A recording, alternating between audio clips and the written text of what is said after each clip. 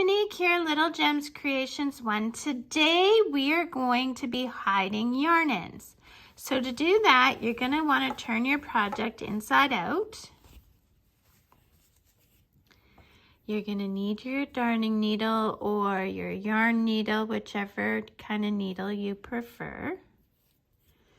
So thread the needle, and then what we're going to do is I put my fingers on this side of the garment so that I know I'm not going through to the front. So I'm just going to go through a few stitches just on the back loops. Okay, and make sure you don't pull tight. If you pull tight and you leave that kind of divot, just back it off. That's all you got to do. Okay, then what you're going to do is you're going to go just a bit behind where your working yarn is coming out, and you're going to go past it as well. Again, you're only catching those back loops,